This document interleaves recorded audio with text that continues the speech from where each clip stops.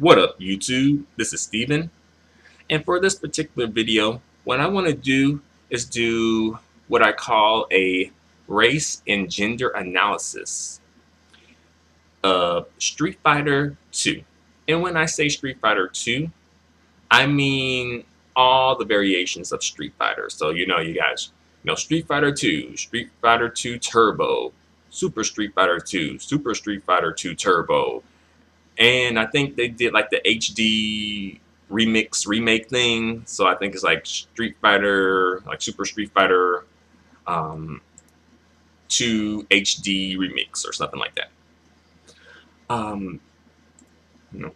So when I say Street Fighter 2 in this particular video, it encompasses all of those things, unless I specify otherwise. So yeah, I want to do more or less an analysis of each character as it relates to their race and gender. And I'll give a little quick story of what Street Fighter 2 is about, just in case you may not be that familiar with it. But by chance, you probably are if you're watching this video, but just in case you ain't, I'll give a recap, more or less.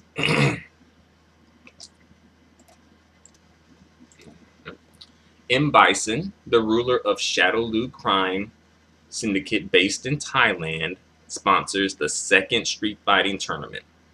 And, M. Bison, who I will talk about a little bit later in this video, he is like the overall, like, antagonist of the Street Fighter genre. Well, not genre, but of the Street Fighter story, at least in Street Fighter 2. So yeah, it's this, basically Street Fighter is like this big tournament, and you have people competing from all around the world. So it's like, people from, different parts of the world, like the United States, Europe, Asia, South America, and yeah, I guess those continents. I don't think at this point, there's not a Street Fighter from Africa, Australia, and Antarctica at this point in the story. So yeah, everyone's competing in this tournament for different reasons. Everyone has different reasons for it, participating in this tournament. And as I go through each character, they will be talked about, probably. All right. So with that all being said, let's jump into this. So the first character is Blanca. And Blanca's a little bit of an odd case here, because Blanca more or less is a mutant who grew up in the jungles of the Amazon in Brazil. So he is from, South America. And after being separated from his mom in a plane crash, he enters the tournament in hopes to find his mom. So yeah, Blanca is a bit of a kind of like a bit difficult to classify. I'm not sure what race Blanca is, by the looks of his mom and where he comes from. He could be Caucasian. He could be a mixture of, like, indigenous with Caucasian, possibly African. I'm not sure. They only show his mom in the ending, not both his parents, so it's hard to say. But then again, well, not then again, but Blanca is really, like, he has like a powers to electrify things, and he comes from Brazil, so the Amazons of Brazil, so sort of like a bit of a stereotype there, like some, person or creature from the Amazon, But, I do think Blanca is definitely a unique character here, Let's move on to the next character, Chun-Li.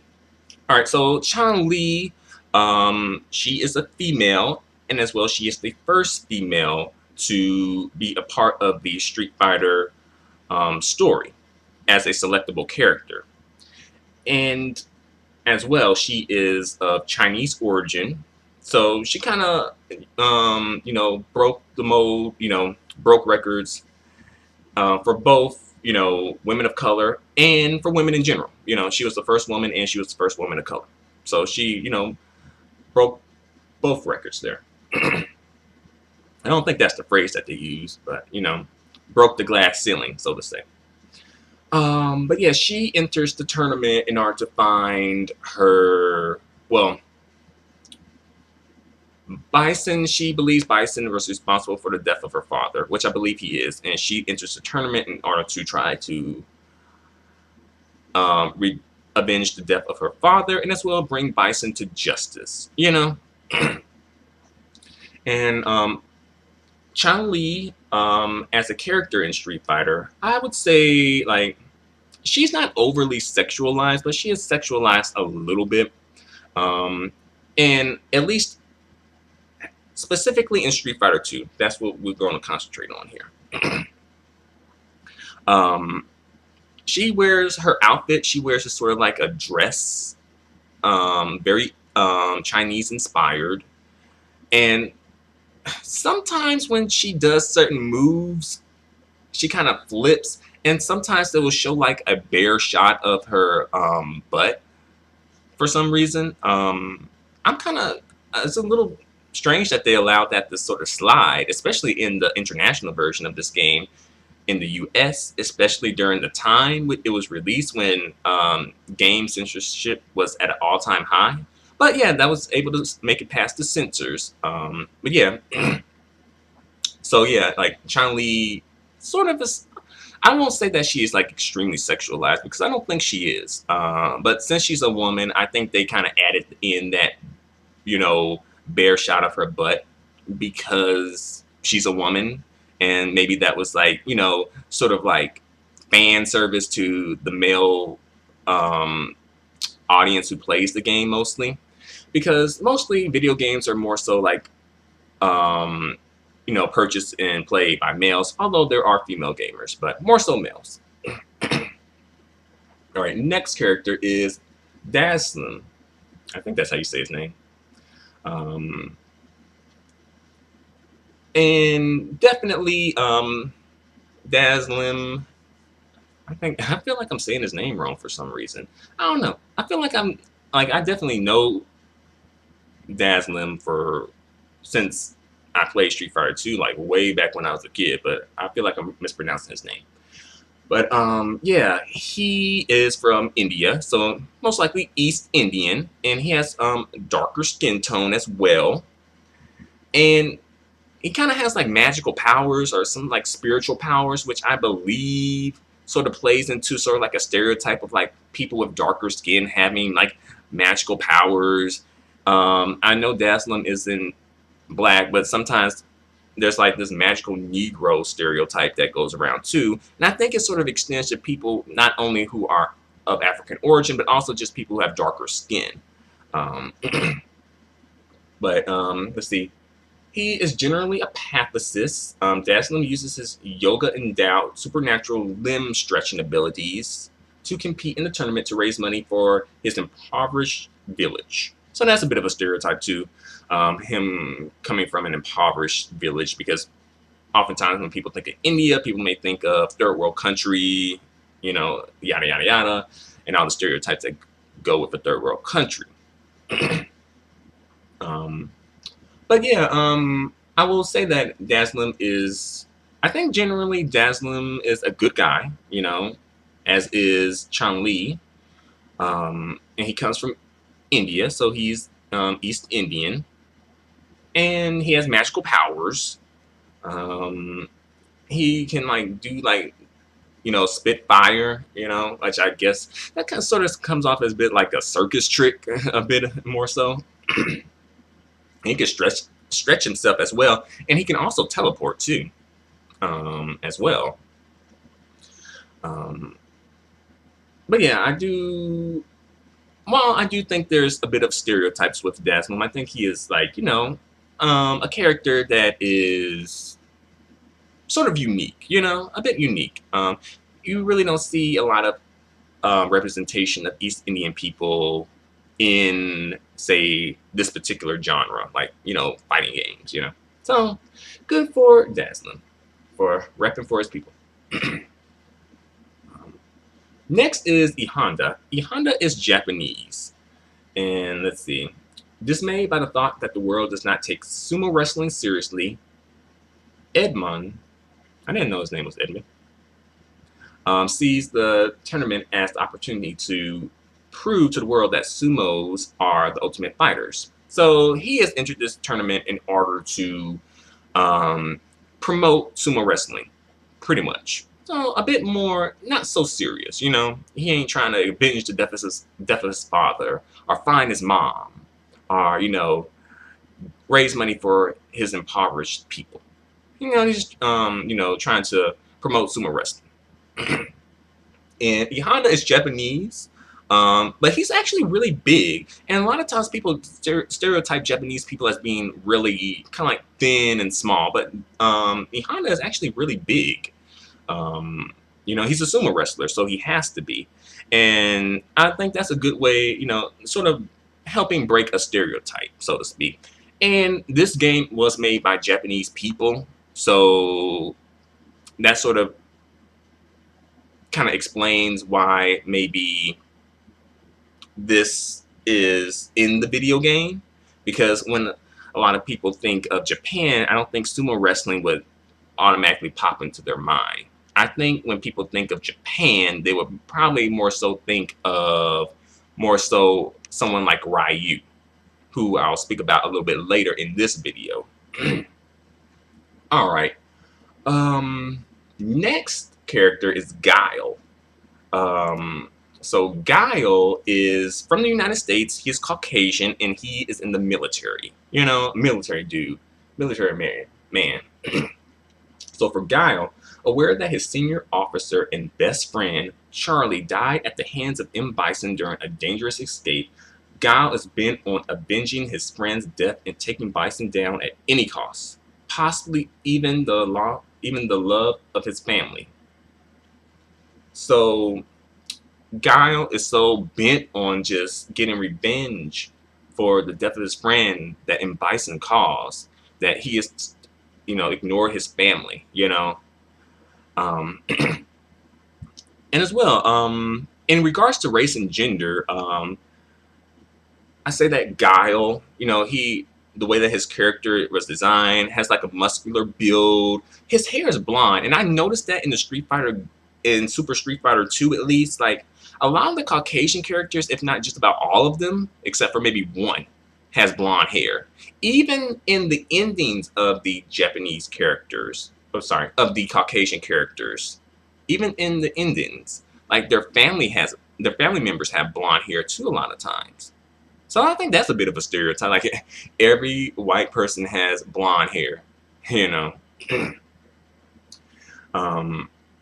So Guile wants to take down Bison. And ultimately, within his ending, he definitely gets the chance to do so. But he doesn't seize the opportunity. He is very close to doing it, but he didn't take it. Instead, he chose to take the higher route, which was to not kill Bison. And he said ultimately he did that because it wouldn't bring his friend back at the end of the day. It wouldn't bring Charlie back. So, I guess that is sort of like maybe giving Guile some character development, which is good, And Guile is one of the white characters in the game, in this particular game. And he's a good guy. And I think the majority of well, not majority, but a lot of the white characters in the game are like the good guys, I guess. I think. While maybe like the melanated people might be bad. Maybe. Not sure. As we go through this, we'll see. Alright, next is Ken Masters. Blonde hair too. And guess where he's from? The United States. Because the United States only has blonde haired people, right? Perhaps. Maybe not. There is one more fighter from the United States who I'll speak on later in this video. But Ken Masters, he's the son of a wealthy businessman. Ain't that a stereotype? White people being wealthy. Ken is an unruly child until his father thought it might be best to send him to Japan to learn discipline through martial arts training. So, unruly white child gets the chance to go to Japan. Let that be some unruly black child. You ain't going to no Japan. You're going to jail, right? You being sent to the principal's office. You being whatever. Another story for another day. Along with his sparring partner Ryu, and under the training of Goken, he becomes the greatest fighter with a passion for proving it. So, again, in regards to race and gender, Ken Masters is male assumed, and he is Caucasian, and he has blonde hair and blue eyes, and he is fighting for his family. Well, I guess fighting, not necessarily for his family, but just fighting the fight, I guess, you know, to be the greatest fighter ever. And in his endings and stuff, it's always about him and his wife. And they like finally get married or whatever, you know. And his wife is also has blonde hair too. You know. So yeah, you know, white folks getting together. So yeah, alright. Next is Ryu. Orphaned at a very young age, Ryu was adopted by Goken. And by the way, Ryu is Japanese and he's male. He was raised and trained by Goken in martial arts. Eventually, Ken joins them in the training or whatever, and they become good friends. Events in Ryu's life led him to constantly struggle between the mastery of fighting techniques and the mastery of self-control. As a result, he seeks out a consistent stream of fighting challenges to test his own abilities. So he's in this tournament in order to just improve as a fighter, more or less, and just to test himself as a fighter. And Ryu is ultimately the protagonist, of this whole Street Fighter story. He's like the ultimate protagonist here. Kind of like in Mortal Kombat, like how Sub-Zero is like the ultimate protagonist. Ryu is the ultimate protagonist here. And he, like I said, he's Japanese, and he's, you know, really concerned about the fight. All about the fight. I really think that Ryu could have a bit more character development. He is very popular among players. Him and Ken are popular picks for people who play the game. And they're probably some of the best characters in the game to pick. They're probably the most rounded of the characters in the game. Let's see. Like, I guess it's a bit of a stereotype, like, Asian people can throw fireballs, you know? Like, I don't think I've ever seen an Asian person in real life throw a fireball, you know? But a lot of the Asian people in the game can throw fireballs. Not all of them, though.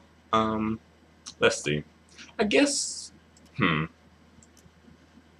like, okay, Ryu can throw a fireball. Dazlim can throw a fireball in the flame from his mouth, as well as throwing it into making it a projectile. Chun-Li at one point did not have a projectile like a fireball, but later on in different variations they gave her a fireball, so she can throw fireballs too. Fin Long, I think he's probably the only Asian person that can't throw a fireball that I can think of at the moment. Well, that's not true. E Honda can't throw a fireball either. So, let's see. So E Honda can't throw a fireball, but Akuma can. Definitely Akuma. And Sagat, I think he's Thai, and he can throw fireballs too. So a lot of the Asian people can throw fireballs. A lot of the Asian people have projectiles. You know, not saying that other races and ethnic groups can't use projectiles, but yeah, a lot of the Asian people can do projectiles. Let's see. The next character is Zangief, and Zangief is Russian, and he's male, And let's see, after becoming the greatest wrestler in all of Russia and loosely entering several world competitions, the second Street Fighter tournament gives Zangief an opportunity to simultaneously prove that he is the greatest fighter in the world and single-handedly shutting down the ruthless Shadow Lu crime syndicate for his motherland. So I'm guessing Shadow Lu had some, issues with Russia. And I think that Zangief is the only Caucasian person in this game that doesn't have blonde hair. And I think it's because he's Russian. And I think sometimes there is kind of like a stereotype of Russian people when it comes to how they look, having black hair, jet black hair, And I know sometimes, like, I've heard that there's some, like, anti-Eastern European sentiment among, like, Western European nations as well. But I guess that wouldn't really factor into this particular situation since this game was created by Japanese people. So I think that's pretty good that they gave a little bit of variation with the use of Zangief. And Zangief's outfit is actually kind of like, he's a wrestler, so he's pretty much just wearing boots and like more or less underwear. And people kind of talk about the sexualization of women. And I know, like, a topic that came up recently when it came to Street Fighter V, which is coming out extremely soon, if not already came out, that, like, some of the females are, I guess, a bit too sexual. But then it's like, Zangief been walking around in his underwear for, like, years, but no one ever really checked that. No one really called that out. And ultimately, I guess it's because he's a guy. So sexualization of a guy is different from sexualization of a female. Because I know that some people have issues with, like, the outfit that Cammy wears, who I'll discuss later in this video as well. But really, Cammy's outfit is more or less the female equivalent of Zangief's outfit, if you really think about it. Because she's wearing pretty much just a leotard and some boots. He's wearing underwear and some boots. So pretty much just covering up just enough so that you're not considered obscene, And, like, what else can I say about Zangief here in regards to race and gender? He wrestles bears. That's a bit strange. I'm not sure if that's a stereotype or not. I don't think so. I don't think I've ever heard that. So yeah, I guess, Zangief sort of falls away from stereotypes, but maybe also, yeah, because he's not blonde hair in this case. He doesn't have blonde hair. His style is based on, like, wrestling moves as well. His outfit is really unique to him. So I think that the representation of Zangief may not be extremely stereotypical. I don't think they ever mentioned him drinking vodka. So, yeah, I guess, Zangief isn't extremely a stereotype here. So I'm guessing, like, the Caucasian characters seem to have, like, some stereotypes with the blonde hair type of thing, but maybe a little bit of variation here. So that's good for Caucasian folks, Let's see. The next, at this point now, I'm going to get into the 4 Grandmasters. So the first one is Balrog, I think that's how you say it. I don't know why I'm having difficulty saying these names. I've seen them for years. So Balrog. Balrog is African American. He's from the United States and he is black, of African origin. And he is a boxing champion, And let's see, Balrog was disgraced when he was stripped of his title for his brutality and increasing use of illegal moves such as headbutts. Full of shame, he is recruited by M. Bison to become a high-ranking henchman in Shadow Lu, giving him a purpose again. So Okay, Barag is one of the bad guys, and Barag is also one of the first like black people to be introduced. As a matter of fact, I think he is the first black person introduced in the street fighting uh, genre. Well, not genre, but the Street Fighter story. And he is an athlete, and he was disgraced. So I don't know. It seemed like I think that Barag is a bit of a stereotype here. Being a bad guy, and again, the association of dark skin with being evil or being bad, as well. He was stripped of his title for brutality against his opponents. So being like some big angry black man who's really violent, and also in his ending, he spent all his money and went broke. So not being good with money. So I really feel like Barag is like a big stereotype for black men. I'm like, really, Japanese folks? But again, this was made by Japanese people, and I think that's kind of like how part of the image of black men worldwide is sort of seen, unfortunately. And really, I think rumor has it that Barag, his character, was based on Mike Tyson. And at first, his name was actually M. Bison, but they changed his name to avoid lawsuit against Capcom by Mike Tyson, possibly. So they changed his name to Barag, while they changed M. Bison's name from Vega to M. Bison, and then changed Vega's name from Barag to Vega. So it's a bit tricky, but a bit confusing. But there was, as you guys know, the name change thing between Vega, M. Bison, and Barag. They all three changed names. So, yeah. So yeah, Barag is like a stereotype here. All right. And also he is like really aggressive, even in like when you're fighting him, and even like some of the sounds he makes is like really aggressive too, like almost kind of like almost animalistic, even like really almost to that point. Some of the like grunts he makes and stuff like that.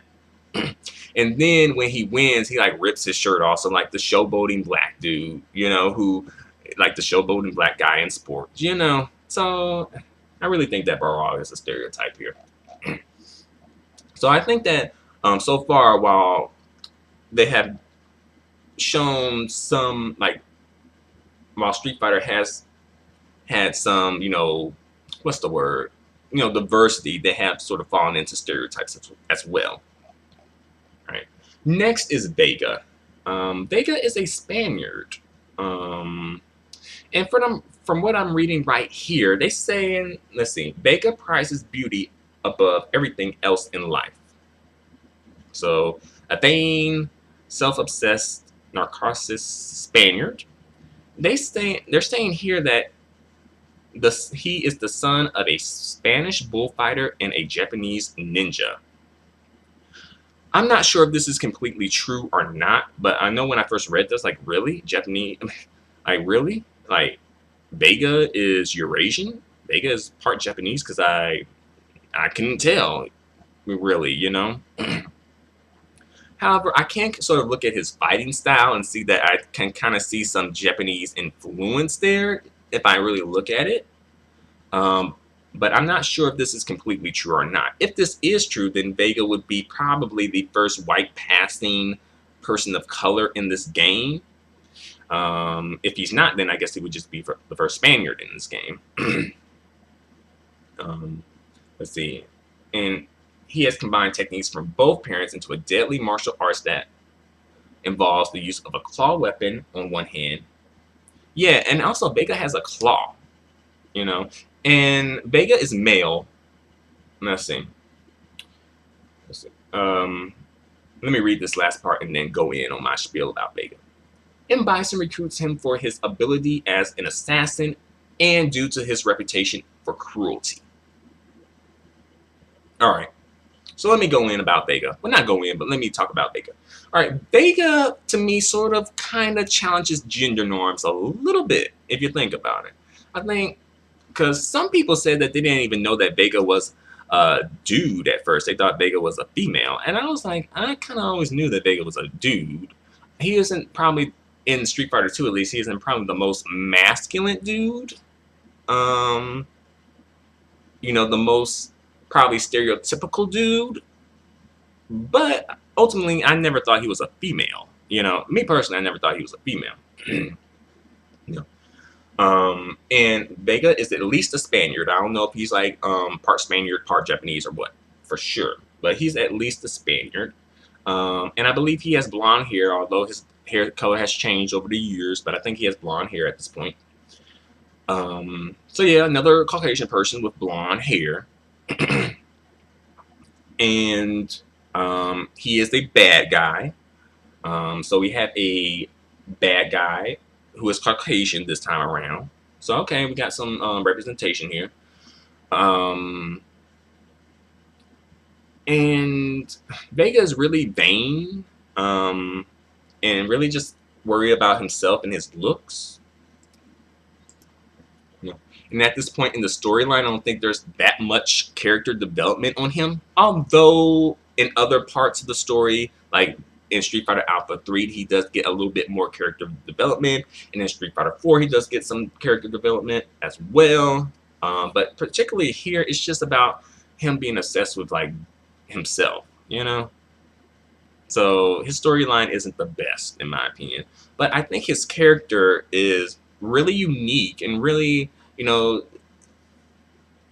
something you probably don't see every day in a fighting game, And also, he has a claw, and he's the only character in the game who has like a weapon that they can use, like a steadfast weapon, which is his claw, and it has a long reach. And he also can climb the wall or the fence on his stage, and he can jump off of the walls as well. Him and Chun-Li are the only two characters who can jump off of walls in the game thus far. So he would be the only male character that can do it, and Chun-Li is the only female character that can jump off of walls. But yeah, Vega is sort of challenging gender norms a little bit, you hear. And also his voice is really high in the game. It's like really high. And I think that may have caused some people to think he was a female as well. But to me, I'm like, how could you think that? Like his body structure is actually really masculine. I don't see any breast on him. He's really tall as well,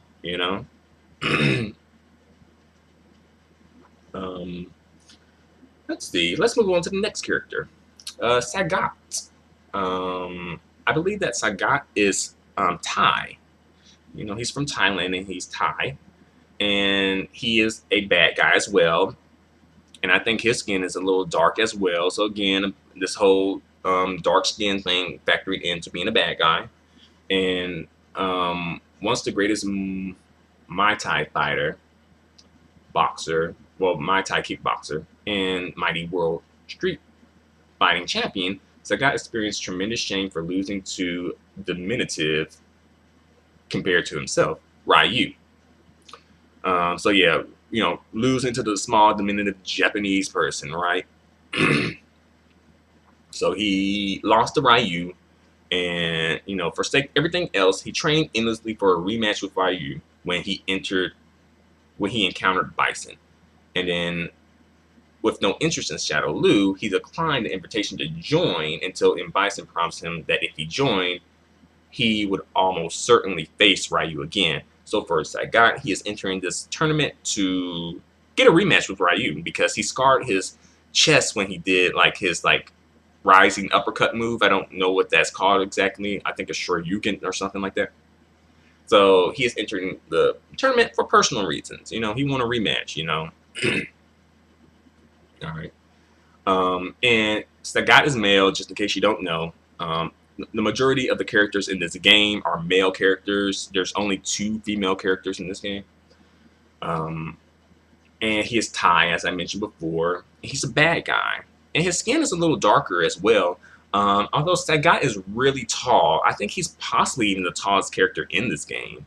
I think Vega is tall, but I think that Sagat is a little taller than Vega though. And as well, he's muscular as well, like tall, thin, and muscular, and he can throw some fireballs. Again, with the whole Asian person throwing fireballs, you know. So I'm like, okay, all right. So we got like the Asian person being the tallest character in the game. So that's a good stereotype that was broken. Well, yeah, they broke a stereotype when they did that, because usually, unfortunately, you don't associate tall people with Asian people. Like, you don't associate Asian people being tall. But here you got like tallest dude in the game, and he's Asian, you know. You know, from Thailand. So all right, represent for your peoples. So got. All right. So next we got M. Bison. All right. So M. Bison, seeing himself as the rightful dictator of the world, M. Bison appreciates the power of the human fighting spirit and technology's ability to enhance it over firearms and weapons of mass destruction. Ouch. M. Bison officially hosted the second tournament of world champions in an effort to isolate and exploit only the greatest warriors that the world has to offer, forcefully if necessary. So I think he is hosting this tournament to find the greatest champions of the world, defeat them, and take over the world, I guess. I don't know for sure. But M. Bison, you fight M. Bison in Thailand, although I'm pretty sure that M. Bison is not Thai. I think that's where his headquarters is based, in Thailand. But I don't think that M. Bison himself is Thai. Usually when I see M. Bison impersonated or interpreted in the media, he's usually interpreted as a Caucasian male. And I guess this would sort of factor into like a stereotype here, you know, Caucasian male, you know, wants to be the dictator of the world, you know, take over the world, you know, kind of like a throwback to colonization. And he is gathering all, you know, all the ethnic people together for this fighting tournament, you know. Granted, there's like some non-ethnic people in this tournament too, though.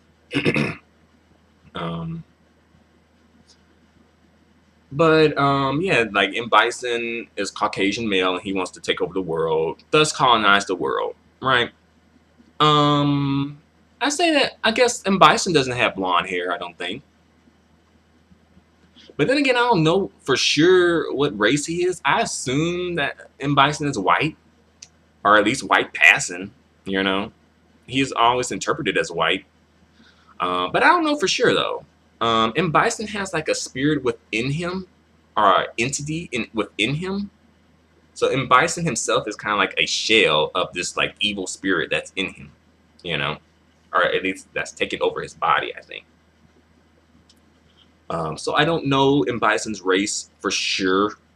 I would probably classify him in the same genre as, well, in the same category as maybe Blanca. Slightly racially ambiguous, but I guess I would classify M. Bison as being, I don't think he's Asian at all. I'll say white, you know. M. Bison has dark skin, but I think he's white. But again, that whole stereotype, that reoccurring thing, dark skin is associated with evil, you know.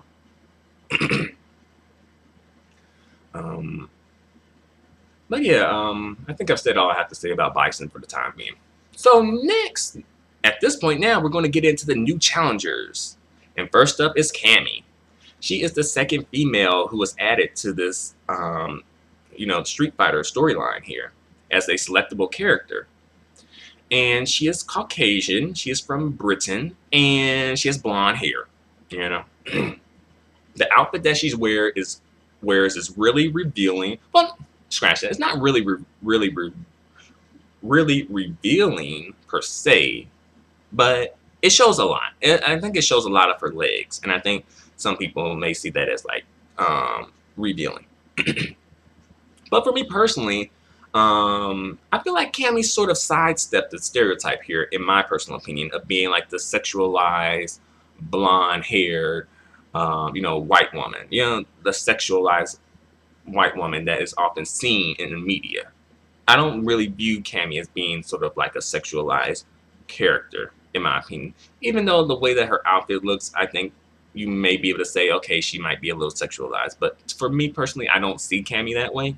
And as well, her body is really actually really muscular, and it's probably not as curvy as it could be. Um, but sometimes they add curves to Cammy, and sometimes they take away curves from Cammy, and I think they do that to sort of desexualize her body. Because if her body was too curvy, then her character would look really sexualized. But since her curves are more modest, it's not sexualized. Let's see. At this point in the story, Cammy is recovering from amnesia with no clue about her past. Having joined Delta Red Forces, she joins the tournament because she knows that Bison is somehow linked to her past. Her story is fleshed out in the prequels of this story. But yeah, Cammy has entered the tournament in order to, find out about her past. She doesn't know about her past, but she feels that Bison knows about her past. Like he holds the key. He knows what's up, and she needs to get to him to find out about her past. And ultimately, in her ending, she does. And her ending is a bit confusing because there's like different variations of her ending and mistranslation of her ending as well. The international version translated her ending as her and Bison being like lovers, but the original Japanese ending was just Cammy being an assassin for Bison.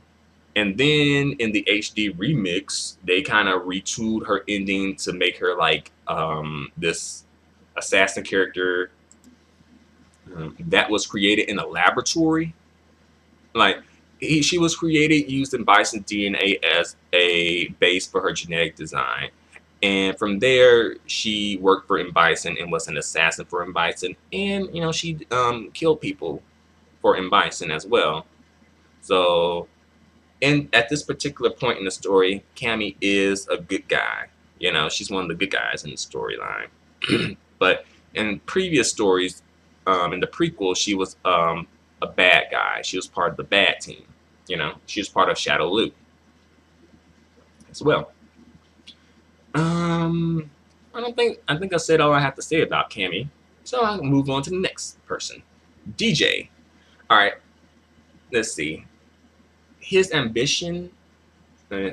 ambition for joining the tournament is to be the only recording artist that's also a World Street Fighting Tournament champion. Fame and glory are his goals. So DJ is of African origin, of racial African origin. He's from Jamaica, and he's black. And DJ, they could have given him a bit more story development, in my opinion. I think the DJ storyline is a bit weak. But to be fair, some of the characters do have weak storylines, not just DJ. But I think DJ is a good guy, and he has dark skin. So that's good. At least we're sort of countering that stereotype of bad people having dark skin. So Dazzlin's a good guy, and he has dark skin. And DJ's a good guy, and he has dark skin as well. And as well, DJ always has a smile on his face. And as well, that sort of counters the angry black guy stereotype that Barag is promoting with, his appearance and his inclusion in the game. And also, DJ can throw a fireball, so we got a black person who can throw fireballs too. I don't think there's much else to say. I think, again, his storyline is a bit weak here for me. But I'm glad that he was included in the game, and he's a good guy. And he's probably pretty much one of the two black people that are in the game. Barag being the first, and DJ being the second. Um, so yeah, pretty much just two black guys in the video game Street Fighter 2 so far. Well, pretty much at this point in the Street Fighter storyline. And as well, Chun-Li and Cammy are the only females in the Street Fighter 2 storyline so far at this point too. Um, let's see.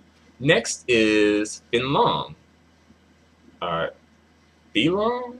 I don't know why I'm having trouble pronouncing these guys' names. Filong. I don't know why I'm saying Finlong.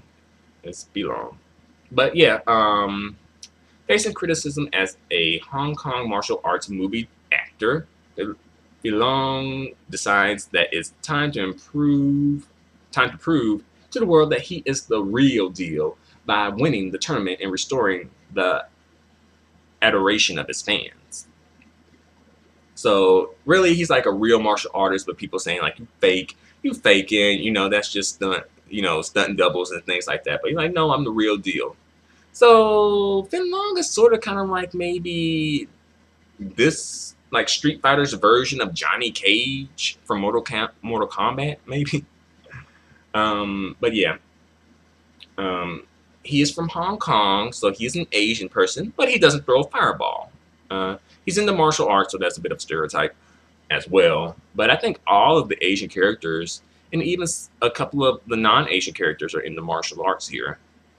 It's a fighting tournament, so you're gonna have some martial arts in here. Let's see. That he is the real deal, So he is a male character, and he actually is pretty thin. He's a thin character, so I guess that could be a stereotype. His skin is sort of dark in this particular game, but I think he's a good guy, So that's good, That's good. All right, next is T-Hawk. Let's see. The only new character with an actual axe to grind with M. Bison.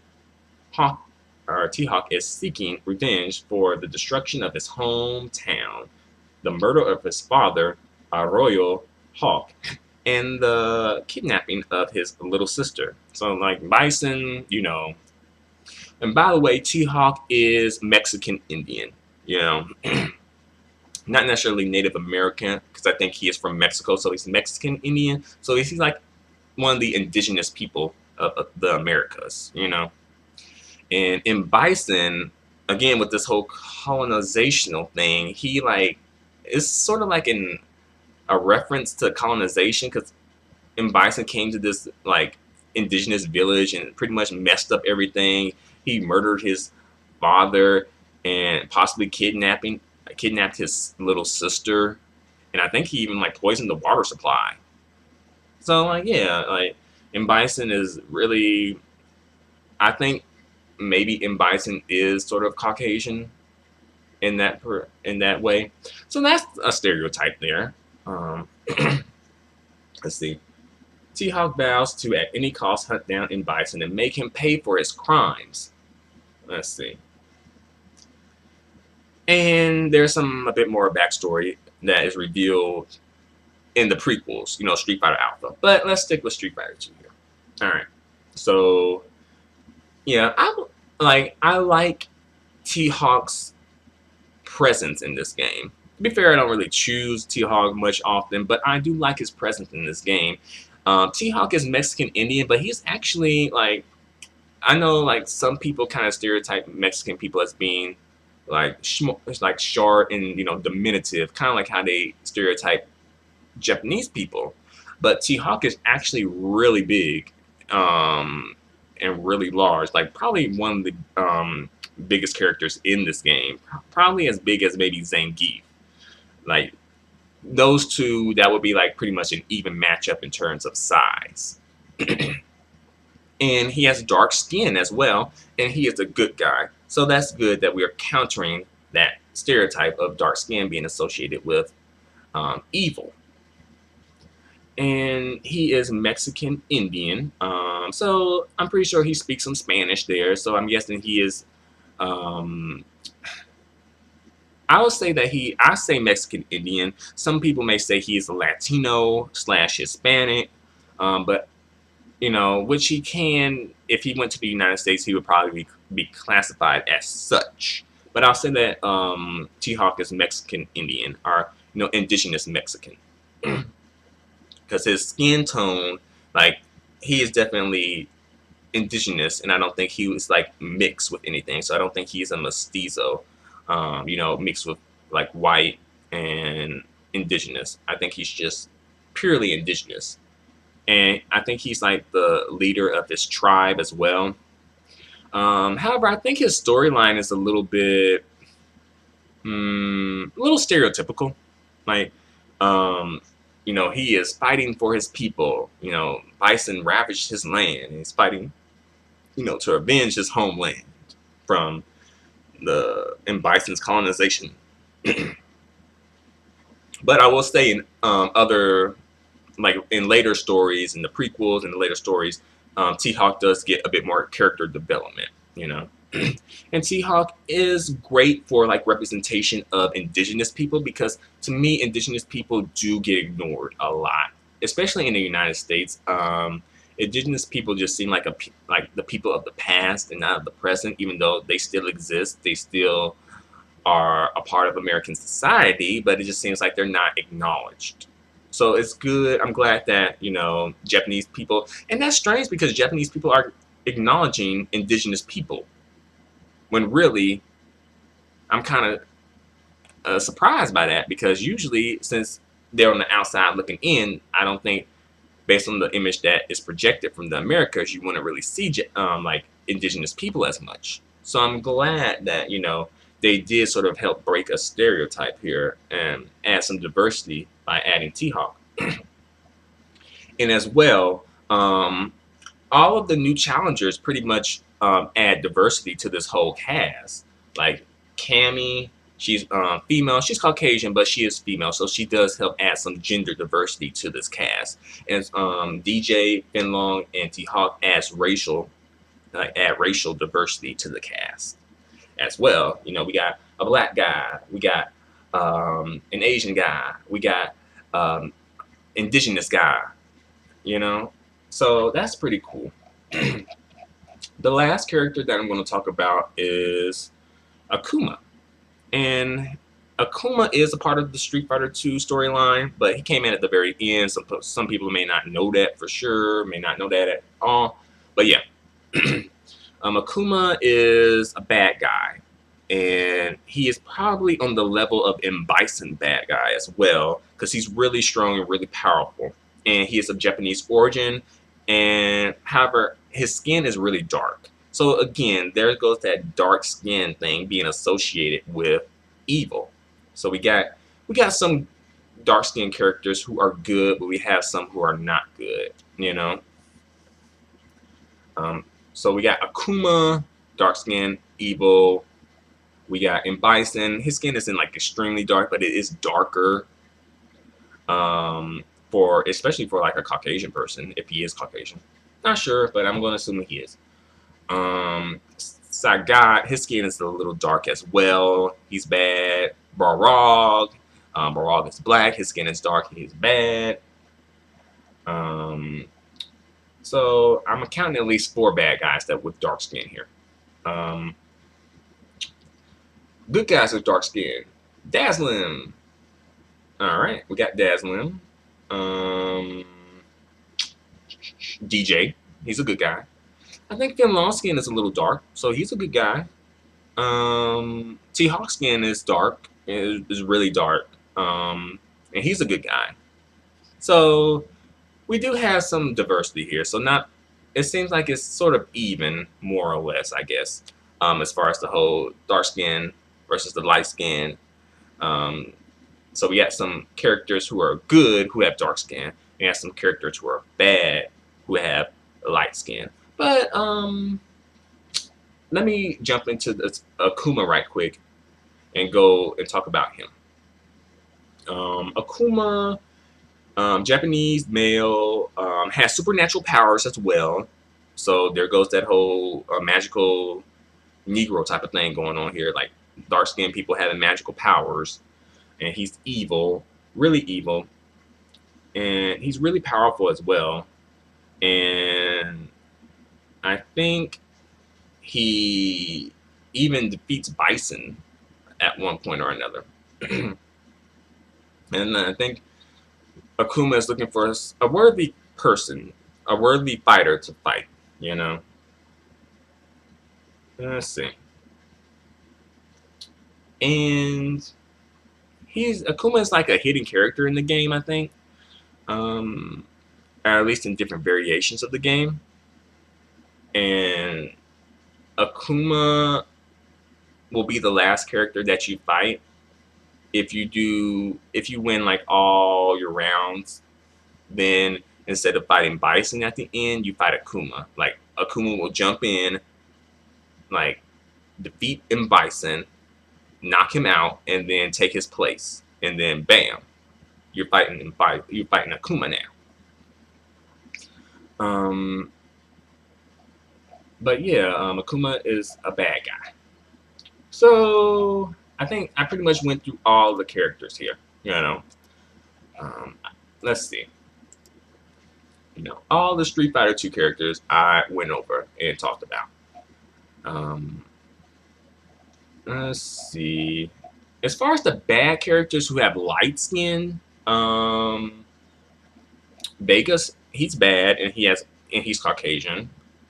I feel like M. Bison is kind of like, he's kind of here but there too. I don't know. I feel like they kind of darkened M. Bison's skin tone in order to sort of symbolize evil. So yeah, I think Vega might be the only bad guy here who has dark skin, who has light skin. Sorry, I think Vega might be the only bad guy here, and blonde hair. You know, usually people want to associate like blonde hair with being like really good. You know, good and nice, but we all know that ain't the truth, right? We all know that ain't exactly how it goes. Let's see. But I think I've said all I have to say. You know, I think I've gone on for long enough here. So, yeah. What do you think? Feel free to comment. Feel free to subscribe. Feel free to let me know. Thanks a lot for watching. And adios and goodbye for now.